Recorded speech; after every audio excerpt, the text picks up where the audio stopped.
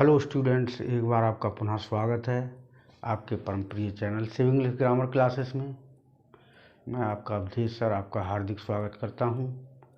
आज दोस्तों आपका जो हर कंपटीशन में आता है, जो ग्रामर की दृष्टि से बहुत इम्पॉर्टेंट है, जो इंग्लिश स्पीकिंग में भी बहुत इम्पॉर्टेंट है, वो टॉपिक लेकर के मैं आपके पास आया हूँ।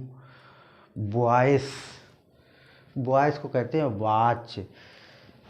अब आप इसके बारे में पढ़ेंगे कि इसका प्रयोग कहाँ कहाँ किया जाता है।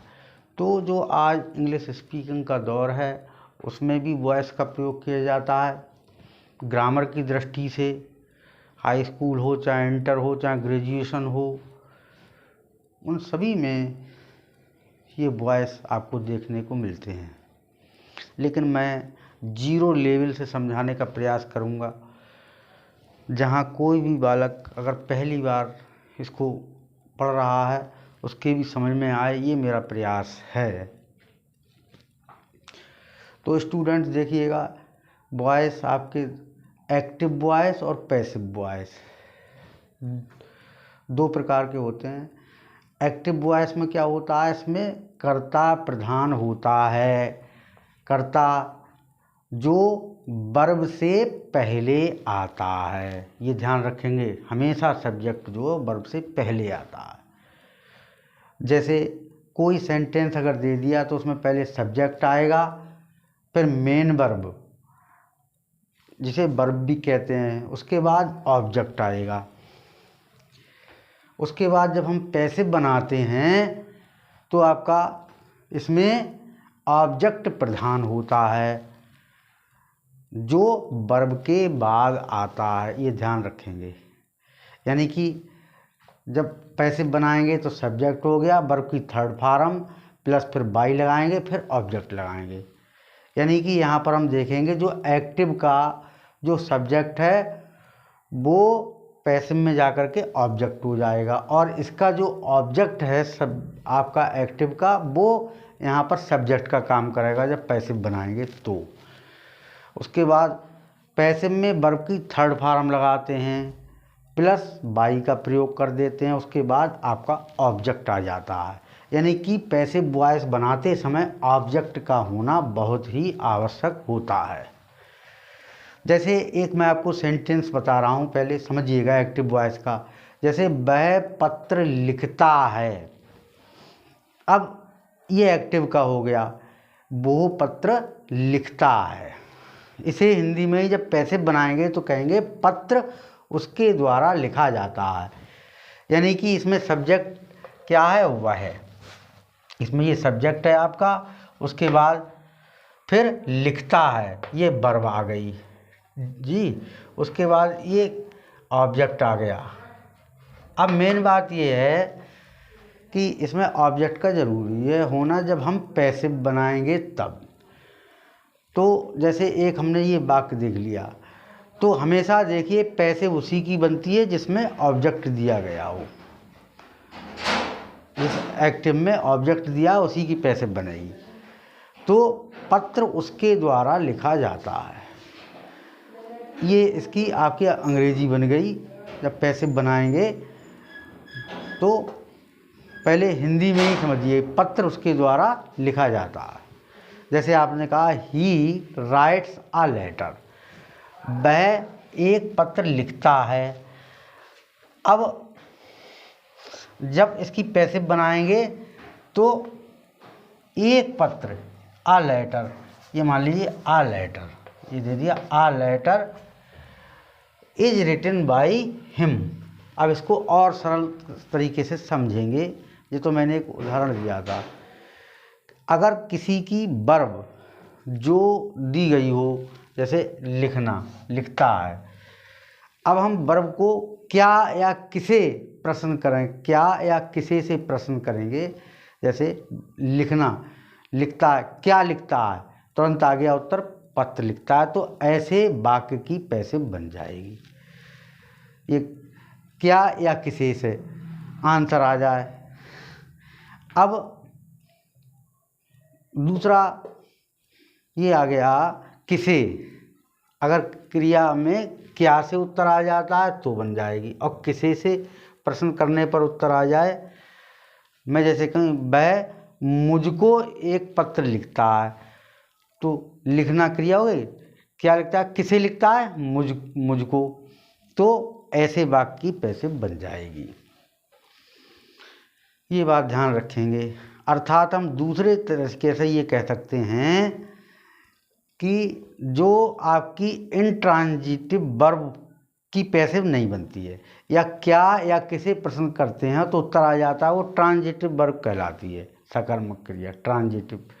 तो ट्रांजिटिव जो वर्ब होती है, ट्रांजिटिव वर्ब, उस का पैसिव बनता है, इंट्रांजिटिव वर्ब का नहीं बनता। इंट्रांजिटिव वर्ब कौन सी हो सकती है, जैसे जाना, आना, हंसना, सोना। जैसे अगर जाना को प्रश्न करो, जाता है, क्या जाता है, तो उसका कोई उत्तर नहीं आएगा। किसे जाता है, नहीं आएगा। आता है, लिख, और क्या कहते हैं, हंसता है, सोता है। तो ऐसे प्रश्न, ऐसी क्रिया की को अगर हम प्रश्न उससे करें, क्रिया से क्या या किसी से उत्तर नहीं आया, तो उसकी पैसिव नहीं बनेगी। अगर क्रिया का क्या या किसी से प्रश्न करने पर उत्तर आ जाए तो उसकी पैसिव बन जाएगी। ये बहुत इंपॉर्टेंट मैंने आपको चीज़ बताई है। दूसरी, यदि सेंटेंस टेंस का हो, मॉडल वर्ब का हो, लेट से प्रारंभ हो रहे हों, इम्परेटिव हों या इन्फिनेटिव हों, तो उनकी पैसिव वॉइस बन जाएगी। ये ध्यान रखेंगे कि टेंस, और टेंस में ट्रांजिटिव वर्ब हो, ये ध्यान रखेंगे।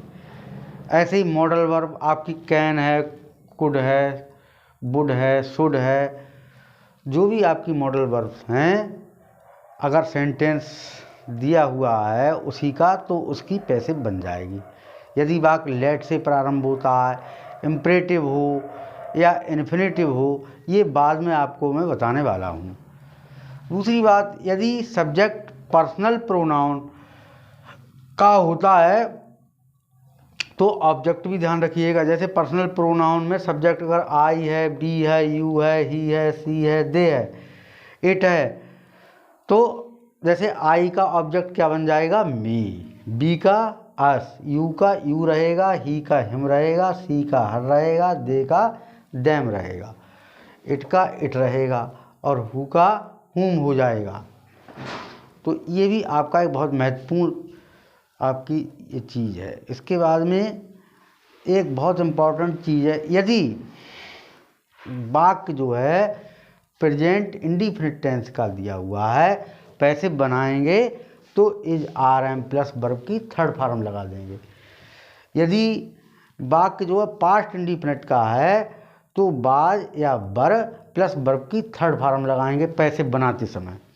यदि वाक्य आपका फ्यूचर इंडिफिनिट टेंस का है तो जो आपका विल या शैल आ रहा है उसमें बी लगा देंगे प्लस वर्ब की थर्ड फॉर्म लगा देंगे, यानी वर्ब की थर्ड फॉर्म तो सब में लगनी ही लगनी है। यदि सेंटेंस आपका प्रेजेंट कंटिन्यूअस टेंस का दिया हुआ है तो उसमें बीइंग जोड़ देंगे प्लस वर्ब की थर्ड फॉर्म लगा देंगे। इसी प्रकार से यदि वाक्य पास्ट कंटिन्यूअस टेंस का है तो भी बीइंग प्लस वर्ब की थर्ड फॉर्म लग जाएगी, लेकिन फ्यूचर कंटिन्यूअस टेंस की पैसिव वॉइस नहीं बनती है। इसी प्रकार से परफेक्ट पर आ जाइए। यदि वाक्य जो है वो प्रेजेंट परफेक्ट का दिया हुआ है तो बीन जुड़ जाएगा प्लस वर्ब की थर्ड फॉर्म आ जाएगी। ऐसे ही पास्ट परफेक्ट का है तो बीन लग जाएगा वर्ब की थर्ड फॉर्म, फ्यूचर परफेक्ट का है तो बीन लग जाएगा वर्ब की थर्ड फॉर्म आ जाएगी। इसी प्रकार से परफेक्ट कंटिन्यूअस टेंस चाहे प्रेजेंट का हो, चाहे पास्ट का हो, चाहे फ्यूचर का हो, किसी भी वाक्य की पैसिव वॉइस नहीं बनती है। तो इस प्रकार से 8 टेंसों की आपके पैसिव वॉइस बनेगी, एक्टिव से पैसिव बनाएंगे तो ये ध्यान रखने की बात है। लेकिन वर्ब आपकी ट्रांजिटिव हो, इंट्रांजिटिव नहीं होना चाहिए, ये ध्यान रखेंगे इसमें। तो ये मैंने आपको थोड़ा बेस बताया, समझाने की कोशिश की। इसमें एक चीज़ और भी हो सकती है, यदि आपके ऑब्जेक्ट 2 दिए गए हों तो दोनों की आपके दोनों के द्वारा पैसिव बन जाएगी। जैसे मैं आपको एक छोटा सा उदाहरण देता हूँ जिसमें आपके दो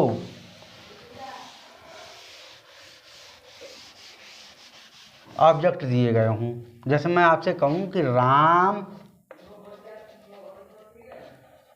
गिव्स मी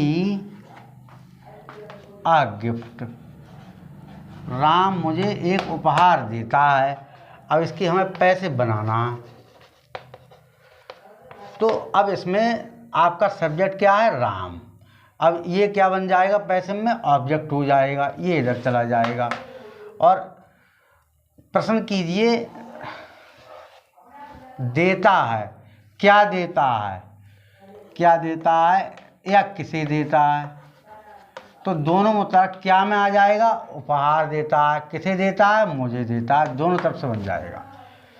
तो पहले यहाँ पर मी वाले का, यहाँ ऑब्जेक्ट मी दिया, इसका सब्जेक्ट क्या हो जाएगा? आई।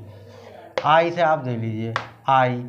वाक्य प्रेजेंट इंडिफिनिट टेंस का है तो इसमें is are am plus verb की थर्ड फॉर्म लगती है। तो यहाँ पर आई के साथ इज आर एम में क्या आएगा? एम आएगा, आई एम।